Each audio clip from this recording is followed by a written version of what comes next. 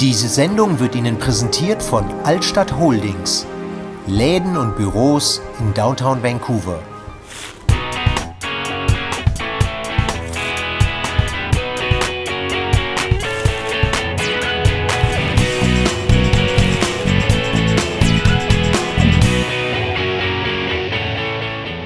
Hallo und herzlich willkommen zu einer neuen Sendung von AhornTV. Ja, und ich habe wieder Inga hier, du warst unterwegs. Hallo lieber Masud, hallo liebe Zuschauer. Ja, ich war mal wieder unterwegs und habe ein Interview geführt. Diesmal Ja, ein sehr spannendes, also diesmal direkt am Arbeitsplatz. Aber jetzt musst du erzählen, wo. Ja, das war interessant. Ich war zu Hause und am Arbeitsplatz bei Susan Davis. Susan Davis ist eine Prostituierte, sogenannte Sexworker. Und du warst an ihrem Arbeitsplatz? Ja, unter anderem ist sie auch Fleischerin. Also sie hat zusammen mit ihrem Freund oder Ehemann, das weiß ich nicht genau, eine Fleischerei hier in Vancouver, ich glaube in East Vancouver irgendwo. Da machen sie alles von der Schnauze bis zum Schwanz sozusagen, verwerten sie alles.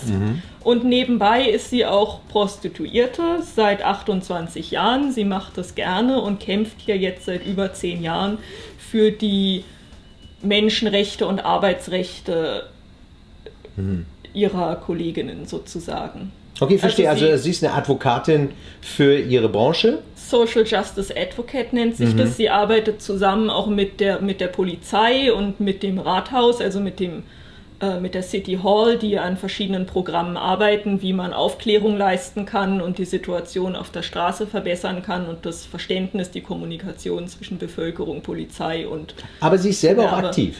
Sie ist selbst immer noch aktiv, ja. Schon ein ungewöhnlicher Interviewplatz, ne? Ist es ungewöhnlich, aber man bringt ja gerne Ungewöhnliches ins Fernsehen, nicht wahr? Ja, das stimmt. Also, okay, jetzt mal ganz schnell. Wir hatten ja schon mal in einer unserer Sendungen ein Interview mit dem Producer Jay Brock von Red Light, Green Light, wo es darum ging, Nordic Modell. Nochmal kurz zusammengefasst für unsere Zuschauer. Er bringt Prostitution direkt in Zusammenhang mit Menschenhandel. Und da ist die Susan Davis, jetzt schießt sie genau in die andere Richtung, ist ja klar. Ich meine, es ist ihre Branche und sie will das ja eher legalisieren lassen, richtig? Ja, der Susan Davis geht es allerdings nicht nur um die Legalisierung. Sie sagt, was ihre Branche eigentlich braucht, ist die sogenannte Decriminalisierung. So dass alles, was mit Prostitution zu tun hat, gar nicht mehr im Criminal Code of Canada erscheint, also im Strafrecht. Bis wann sozusagen erscheint es denn momentan? Und Prostitution ist im Moment, steht noch im Criminal Code of Canada. Und das heißt, also das verbindet Prostitution, das Gewerbe natürlich unweigerlich mit Kriminalität, weil jeder Polizist lernt, dass es was mit Kriminalität zu tun hat, jeder Rechtsanwalt, jeder Staatsanwalt. Ist das sogar richtig, dass bis in die 70er Jahre in Kanada Prostituierte nicht als Menschen galten oder so? Gab es da nicht so ein ganz komisches... Susan Davis hat das so gesagt. Sie hat gesagt, dass in Kanada ist es so, dass erst seit 1973 Prostituierte als Menschen betrachtet werden, aber ich denke mal, als Menschen betrachtet wurden sie vorher schon, aber wahrscheinlich so als Menschen zweiter Klasse, so wie Landstreicher. Also sie wurden wie Landstreicher oder Hausierer, Bettler behandelt. Aber in der Vergangenheit waren doch Prostituierte eigentlich immer so ein bisschen so das Orakel auch, oder? Da sind dann immer die Ehemänner hingegangen, um sich Rat und Tat zu holen.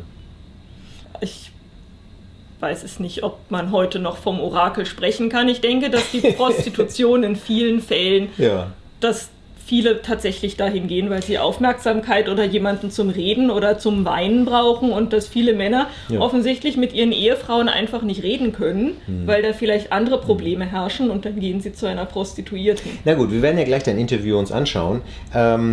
Nun, ich komme ja aus Hamburg, das habe ich ja schon oft genug in den Sendungen gesagt. Ja, das sieht man auch, Herr Kiezkönig. Ja, das habe ich jetzt extra heute angezogen. Auch die passende Tasse? Ja, ach so. Du schraubst auch schon immer kräftig an den Brüsten, ich sehe das. Ja, nee, das ist ein Automatismus, ja. Also, man muss halt immer seinen Kaffee streicheln, sagt man noch, den Kaffee, ne? Knöpfe drücken? Ja, Knöpfe drücken. Also auf jeden Fall, kommen wir mal bitte zum Thema zurück. Du schweifst ab jetzt. Wir haben auch die Managerin von der Olivia Jones Bar interviewt. Das haben wir vor dem Interview jetzt davor gesetzt. Im Kiez auf der Reeperbahn, ja? Im Kiez auf der Reeperbahn, ja. Damit, das klingt ja interessant. Damit wir hier in Kanada auch mal sehen, wie die Hamburger denken, ja? Ja, also die Susan Davis war ja ganz begeistert von der Reeperbahn. Sie ist da mal gewesen, das wird sie dann später im Interview auch noch sagen, und sie war begeistert, sie wünscht sich sowas für Vancouver. Ja, aber ist ja nicht dann immer diese Diskussion, weißt du, das nenne ich ja Paradoxum wiederum, man diskutiert hier in Kanada gar nicht unbedingt erstmal über die Legalisierung, sondern man diskutiert erstmal über die politische Korrektheit des Ausdruckes, wie man sie nennen sollte. Ne? Ja. Also wie nennt man, also das ist ja wirklich lachhaft, die nennen das Sex-Trade-Worker hier? Ja, in Vancouver ist es so, also per Gesetz ist es so, dass eigentlich Prostituierte und Sex-Trade-Worker oder Trade-Worker äquivalent sind, also interchangeable. Sie können, also sie werden synonym verwendet. Ja. Aber es ist so, dass viele dann sagen, sie fühlen sich eigentlich beleidigt, wenn man sie Prostituierte nennt, und sie möchten Sex-Trade-Worker genannt werden. Es gibt in Deutschland auch Frauen, die sagen, sie sind Sexarbeiterinnen. Das gibt es auch. Ja gut, ich meine... aber es gibt dann halt auch die anderen, wie auf der Reeperbahn. Genau, das hören wir uns jetzt gleich mal an. Ja. Und also dann viel Spaß und wir sehen uns gleich danach wieder.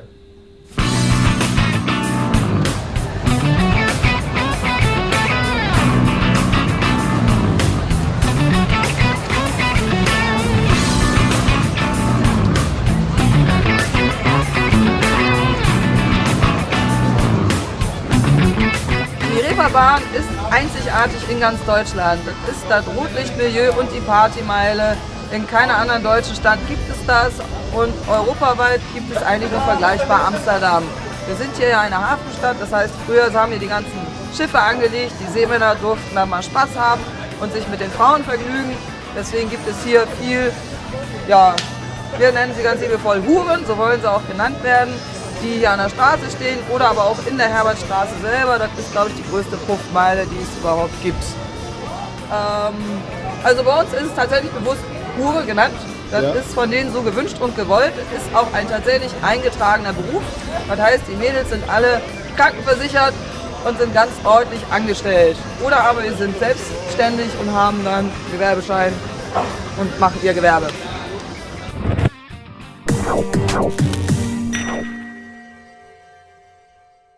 Hi Susan, it's really nice to meet you. Likewise.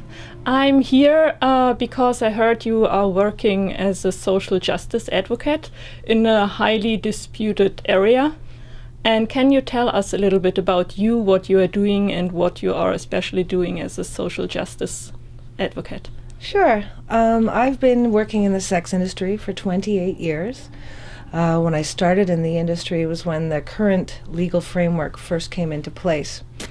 And in those days, it was much simpler to find a job in the indoor sex industry, and I worked for a madame who told me everything I needed to know about the industry. She would come on calls with us. She taught us how to security screen. She was invaluable. If it wasn't for her, I wouldn't have been safe, is the way I looked at it.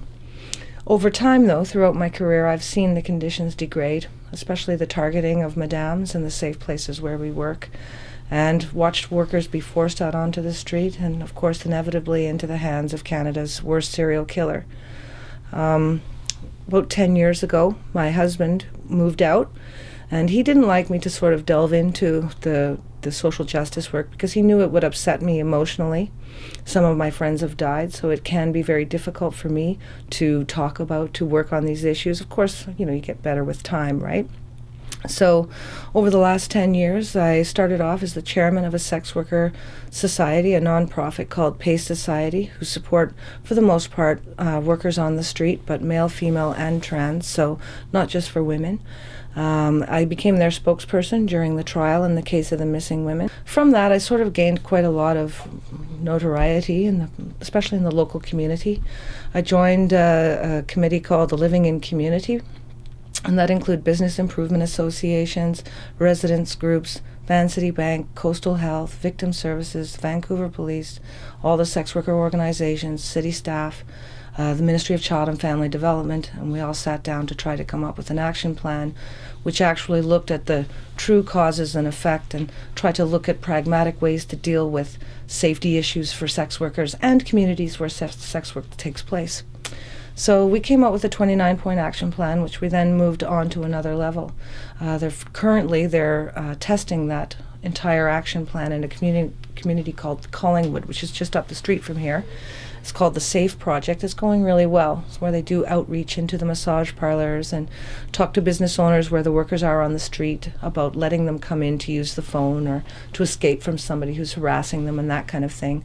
Just about balancing perspectives and learning on both sides of it. I worked very hard to try to bring the police on side. Oftentimes under the human trafficking pressure, people are worried about human trafficking, and with good reason. I mean, it's a terrible thing. It needs to be exposed. We need to do whatever we can to eliminate it from our industry. We went as a delegation to the police board, 15 times or something like that, and finally they came around and we started a committee working with the police. So we drafted an overbridging enforcement policy, which not only says that adult consensual sex work is not a priority for the Vancouver police, which they are not enforcing against it. It also said that during police enforcement actions that workers will be treated with dignity. Now the policy's public, and of course now we have the Bedford decision, which I also gave evidence and testified in the Bedford Supreme Court challenge. And we have evidence through the parliamentary subcommittee, which I also testified to. And of course the Missing Women's Commission here, which I worked with them, that's not for them, but with them, trying to help them learn the ways that best engage our community, the community of sex workers, and how to best scrutinize any evidence that's being offered in terms of numbers of sex workers or exploited sex workers, and that ethics in research is extremely important. So we promote a lot the Tri-Council Policy Statement, which is the federal government's policy on research involving human beings, and which is why the Melissa Farley data, the 12 to 14 years old, is the average age of entry into prostitution, as well as Benjamin Perrin's trafficking data, have been disallowed and were given no weight in the Charter Challenge because they don't qualify as expert evidence in Canada. So knowing that and being able to promote that has really helped us move our goals forward. And so I know it sounds like a lot, but that's what I do. I also lecture at universities. I've trained over 200 new recruits for the Vancouver Police, members of Border Services, the RCMP, Revenue Canada. Wherever I can, I try to engage with whomever will listen.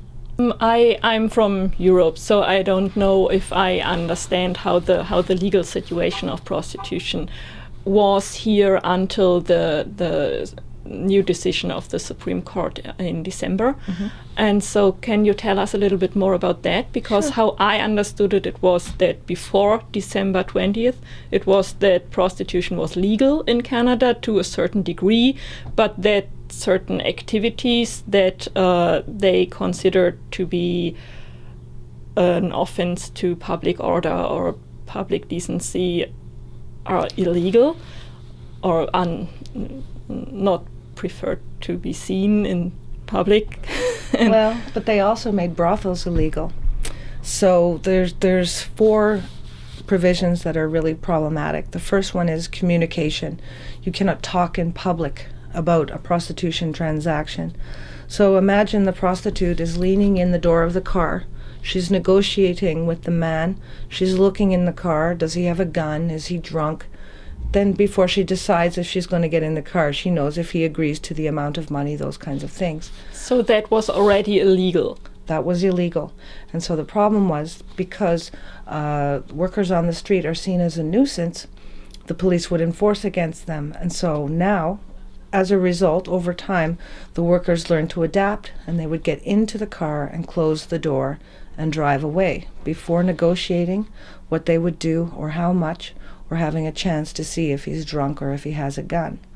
So we also have to talk about the brothel body house provisions, which meant it was illegal for anybody to work in groups. So 3 or 4 workers in one place, or to be a business where sex work was taking place, was illegal. So any place prostitution occurred in an ongoing way was illegal. So the problem with that was that meant there was no more jobs or places left to work. I work here independently by myself, but not every worker can do that. You know, some people are single mothers, they can't work at home where their children are, or they live in the basement of their parents' house with their child and they can't work at home, or for whatever reason they can't work independently the way that I do. Maybe they're a student. All day I have to book the calls. I have to answer the phone, hundreds of phone calls just to make 3 or 4 clients. If you're in school and you need money to pay for tuition, you can't do that all day. You're in school, you need to do your homework. So you need somebody else to do that for you, an agent, a massage parlor, somebody to book your customers for you. And 90% of us work in those kind of environments, within the indoor sort of stuff. What happened was, it used to be that there was the massage parlors and escort services, but also supper clubs. And so what that means is, like in the strip club, there would be escorts or hostesses, like in Japan in the hostess clubs, okay? And so you would go in and there'd be women there who could join you for a drink or, have a nice meal, watch an exotic show. From what I understand, it was $100 for the night. There were women who they called bee girls because they were like bumblebees going from flower to flower, and they would make money selling champagne. And so they fondly remembered spilling the champagne so they would make more money. But all of that changed when second wave feminism hit, and the feminists decided that the club owners were exploiting us. It should be noted that before 1973, we weren't classified as human beings in Vancouver. If they found our bodies, they would say NHI, so no humans involved. So it's difficult to know how many murders there were before, but certainly after we were classified as human beings, we can watch as the numbers of deaths goes up. So after that, the first murder of a sex worker takes place, and the street strolls emerge. There's women all over on the street because poverty doesn't evaporate. They did nothing to try to help the workers they were trying to displace. They just displaced them, and look, we did a good job, all because of this response to second wave feminism. And then in Vancouver here, there was the West End injunction, which said no more sex workers on the street in the West End, and pushed them all down to Seymour Street and over towards the downtown east side. Then the 1985 law revisions. Well, when those new laws that were just struck down came into play, in the next 5 years, the Vancouver mortality rate of sex workers went up 500%. Did I understand it right that this was actually kind of initiated by the feminists? Yeah. By the feminist movement, Absolutely. who should actually do something for women's rights and Yeah. safety? Absolutely. I've read feminist statements that say all sex workers should be rounded up and shot when the war against men is won. Have no illusions. Women are who have done this to us. They hate us. I don't know why. They punish us for colluding with men or whatever they perceive it is that we're doing, wrecking families or something like that. It's actually really disturbing to me, especially when you see first wave feminism. It came in through the anti-syphilis campaigns, and I was telling you before about the Hitler and the Emperor of Japan and the sex worker all arm in arm, and it's saying worst of the three. For me, they are the ones that cast us as dirty, the vector of disease, evil, home wreckers, money grabbers, and the destroyers of humanity. They are the reason why people think it's okay to kill us. If you listen to Gary Ridgway, he said outwardly that he thought he was doing the community a favor by killing drug-addicted sex workers on the street. Same thing with Willie Pickton. He thought the same thing. He was doing a good job, and that's why the police didn't interfere. In his mind, he thought that he had everyone's approval to do it. And basically, he did. And all because women have set the stage for this to happen.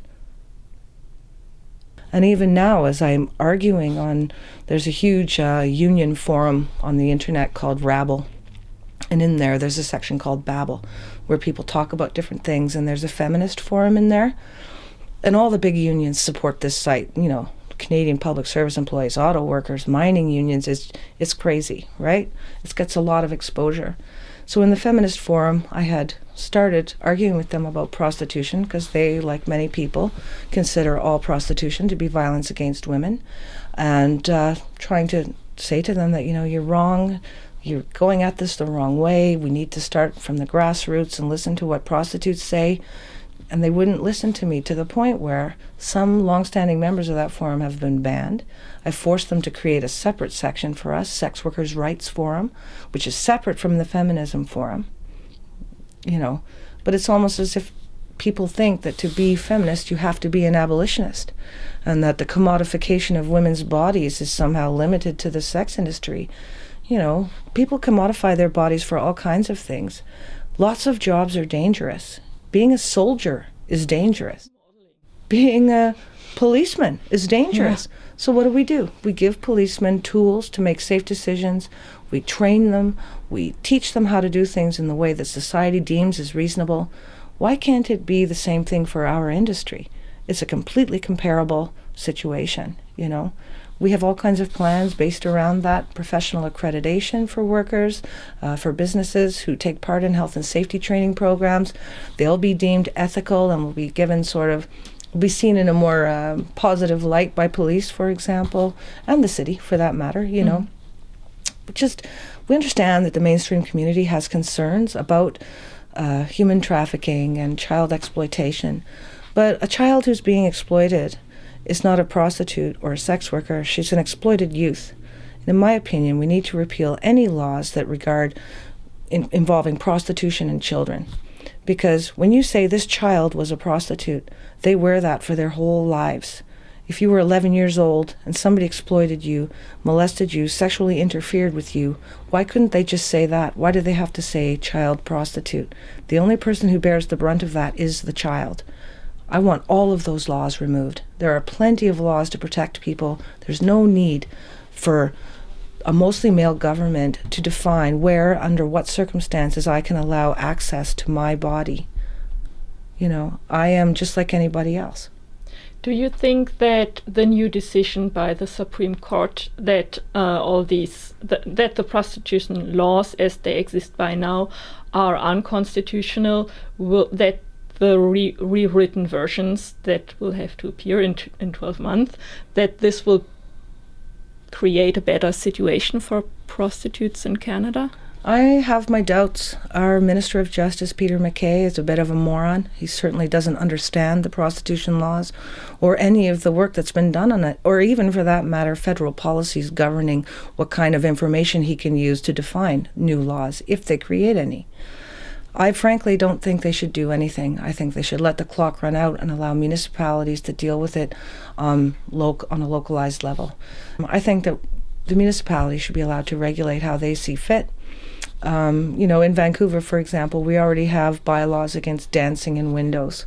So the traditional European women in windows will never happen here. We'll never get a red light district. The community didn't support it, neither did sex workers. I did. I wanted the red light district because I think it's really friggin' cool, and I would have loved that, to live, you know, right in the middle of it. But I have to go with what the majority say, and that's the way it is. We're Canadian. We're very private people. You know, we want it to be discreet and quiet. We don't want it next to the school. We don't, you know what I mean? We want it to be the way that it is basically now. I mean, you don't see it really anywhere except for the workers on the street.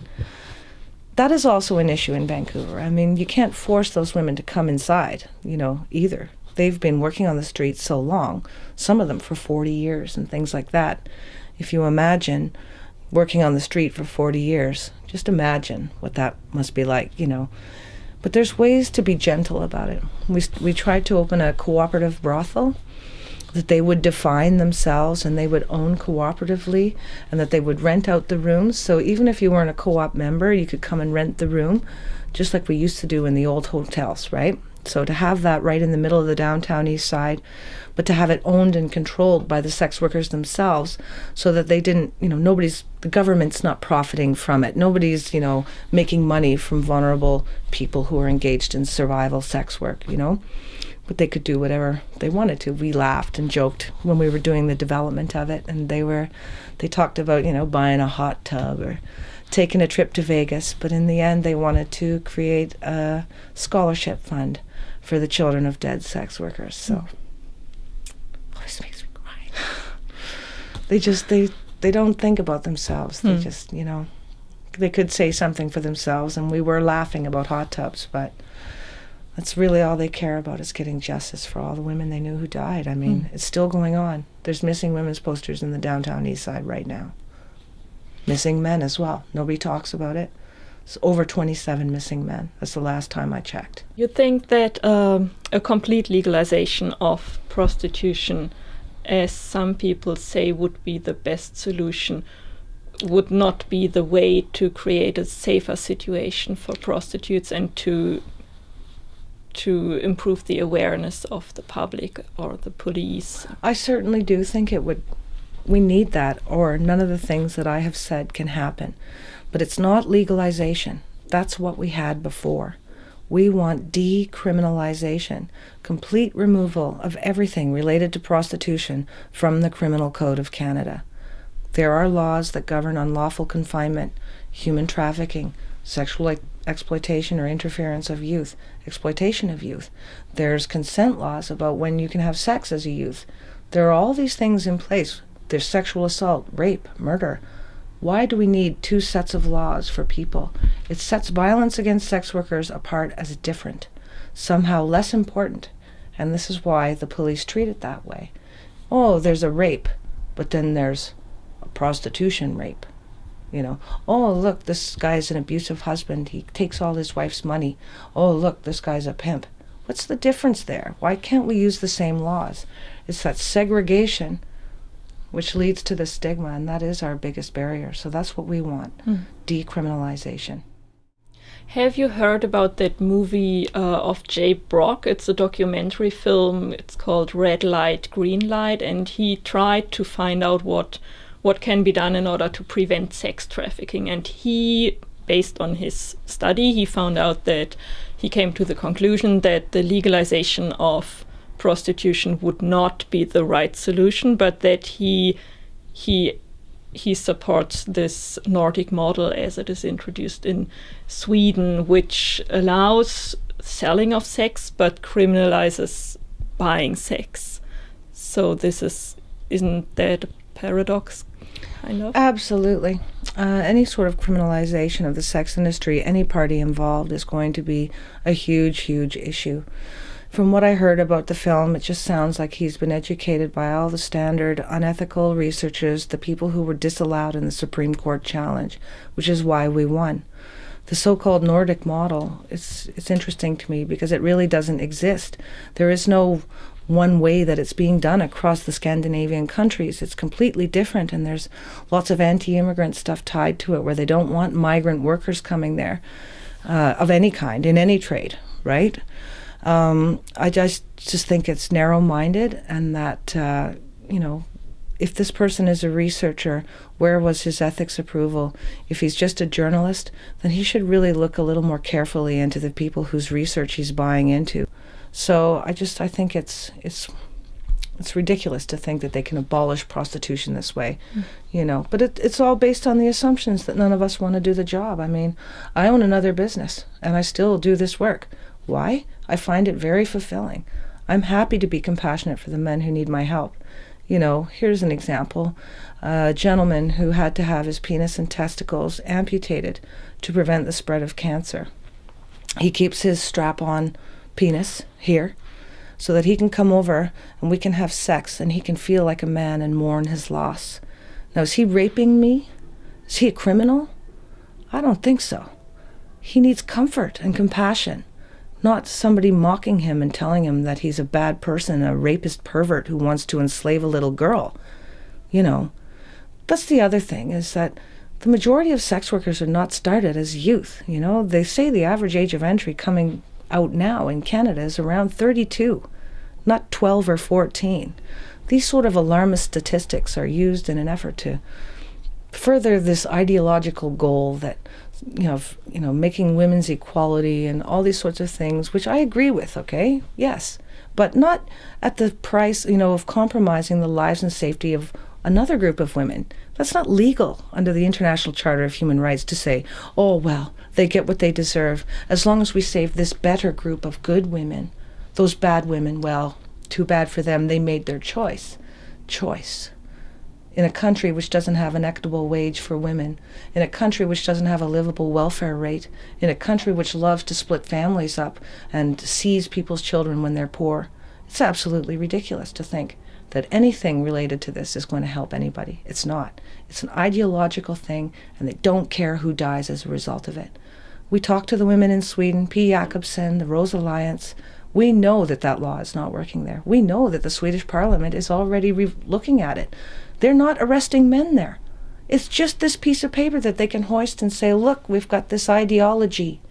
It's not happening in practice. They're not arresting anybody. So what was the point?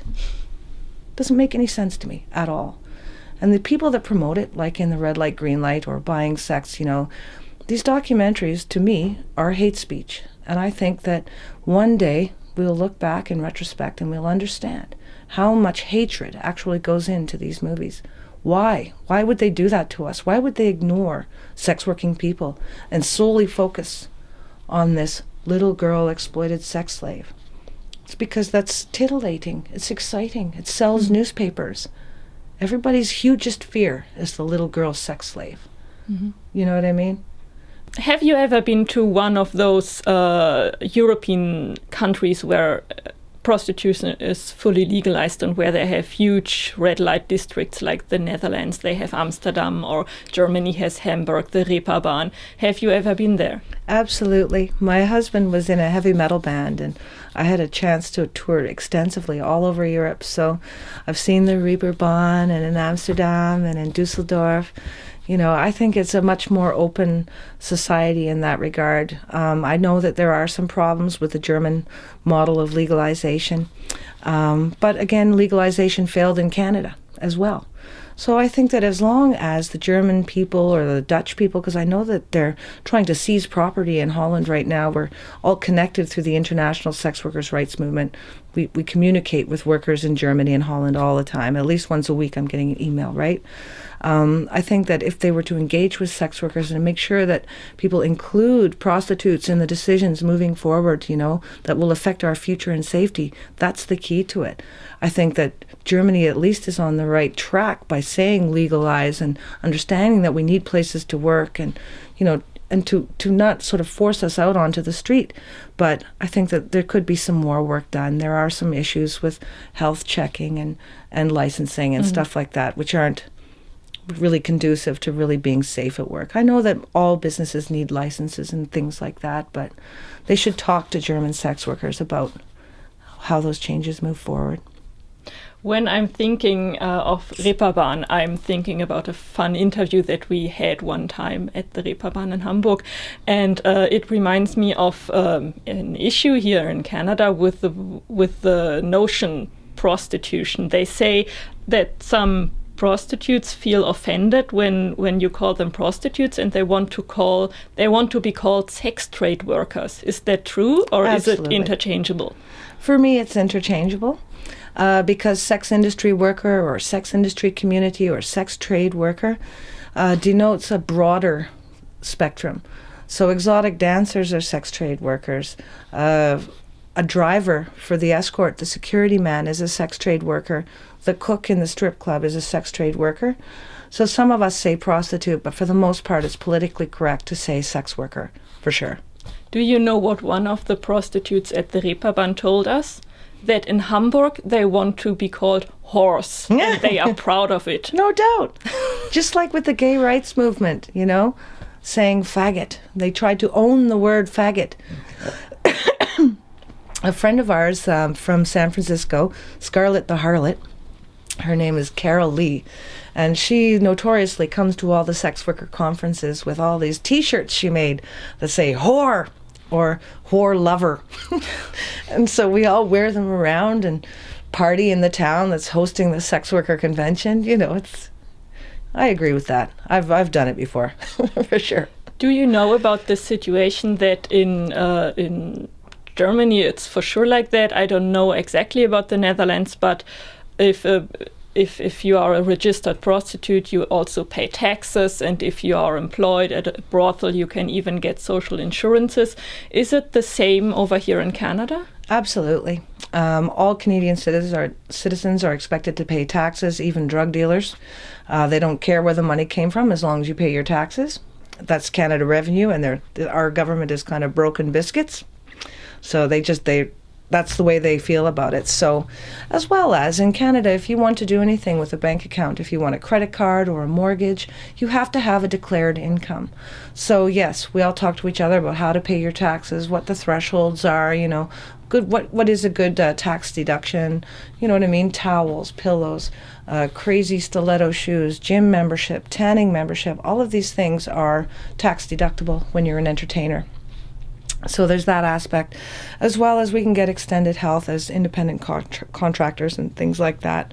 Build up your own sort of retirement plan, pension fund, if you will. I did pay taxes as a sex worker for many years, and we call it playing the name game. So you can get your credit cards and you build up your credit. I had a $25,000 gold card and a nice new car, and was going to have a mortgage on my condo and all those kind of things, And then it just sort of fell apart. My husband and I split up.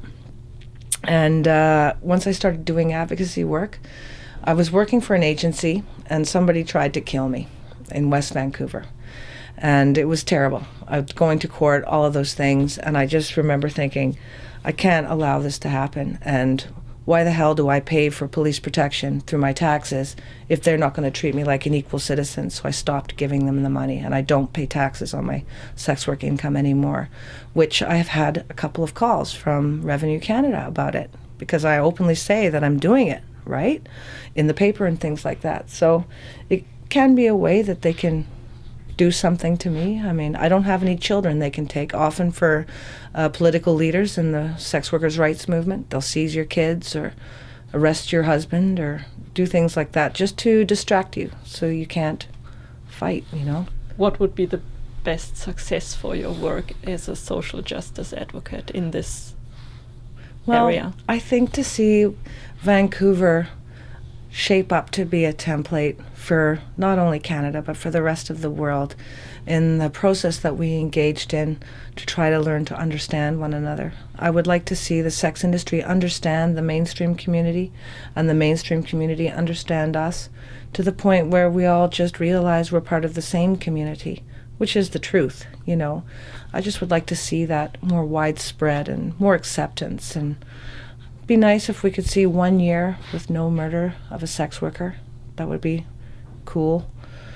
But I don't know, really. In the end, I really want to see my community come together and define its future themselves, you know what I mean? Collectively. That's mostly what my biggest goal is. If we can get through these hurdles with the government and get people to allow us to be free to do that, that's a start at least. I'll keep my fingers crossed. Thank you. Thank you very much for the interview. Oh, no problem. Thanks so much. I bought this one in Germany. My heavy Mexican leather coat. And then I got some furs. I made that one. My plastic suits. Of course, I love this one. The little fur boy there. These are my shooter glass holsters. Put little shot glasses and you put the bottles of tequila in here and you wear them across your chest and you serve people drinks. My nice old school Chanel dress. I love these things. These old antique dresses I was saving for a permanent installation of the History of Sex Work Museum exhibit. I thought we could have different period pieces, clothing on mannequins, something that was actually live and standing there in front of you. These dresses in particular remind me of the Supper Club and the golden age of prostitution in Vancouver during the Klondike times and just afterwards, right? I'm part of a Canada-wide study that's going on right now that says the average age of sex workers is actually 32, and that many older women do get into it. But in Canada, we have lots of options for self-employed people, small contracting, individual contracting workers. So you just get yourself a financial planner and start buying our RSPs, which is a registered retirement savings plan, which gives you a tax deduction when you pay on your income tax. So as you're playing along, trying to have a declared income and get a credit card and all these kinds of things, putting into your retirement actually saves you on your tax money. So lots of people do it here in Canada. There's also a $50,000 tax-free savings account that you can access. You can even get a loan for that money if you have a declared income. So what we do is we just educate the workers about all the options that they have in front of them and suggest that they go to financial planners about it, for sure. Swingy Dean. This one is like Jackie O, Jacqueline Kennedy, but it's real rhinestones. Oh, it's a little moth. That's how often I take them out.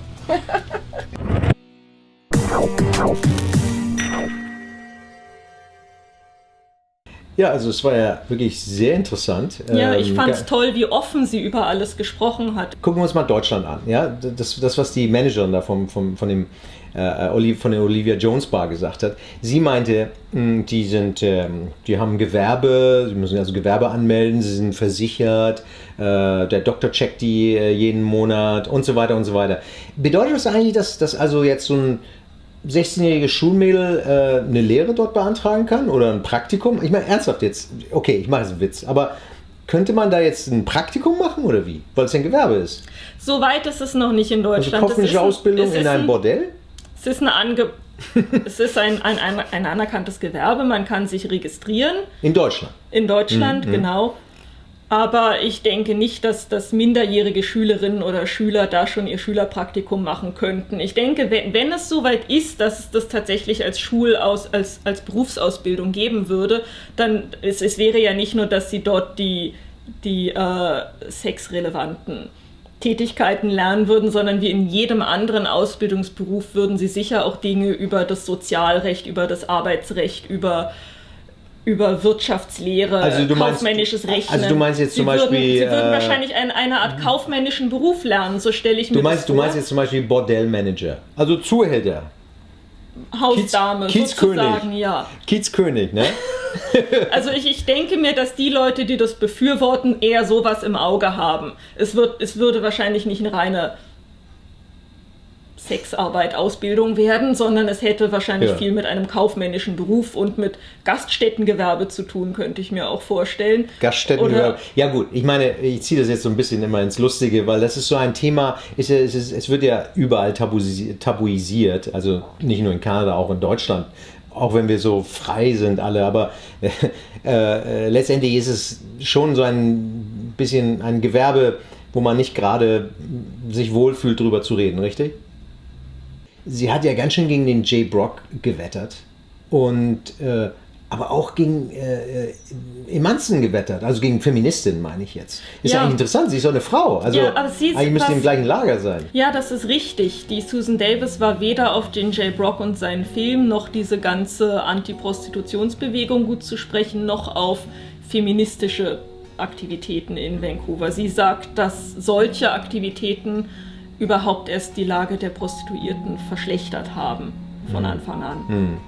Ja, interessant, dass es Feministinnen nicht einsehen, oder? Ich meine, es gibt doch bestimmt käufliche Liebe für Frauen. Also von Frauen für Frauen. Gut, dann nehme ich das mal sofort zurück, was ich gerade gesagt habe. Aber mir ist klar, dass du sowas denkst. Ich sehe hier sowieso schon, auf welchem Niveau wir uns hier bewegen. Wieso? Wer ein T-Shirt von der Bild-Zeitung trägt. Das darf man ja gar nicht zeigen hier. Hier für die Zuschauer. Also den Kiezkönig, den kann man bei der Bild-Zeitung kaufen. Ne? Naja, das ist halt wenigstens die Meinung der Menschen, ne? In Deutschland. Bild-Zeitungsniveau? Nein, so ist es nicht. Es gibt auch die Süddeutsche, es gibt die Zeit, es gibt lauter gute Zeitungen. Und du liest die Bild? Nee, ich lese eigentlich die Welt gerne. Ja, aus Hamburg. Also dann. Wir sehen uns nächste Woche wieder. Liebe Zuschauer, vielen Dank, Inga.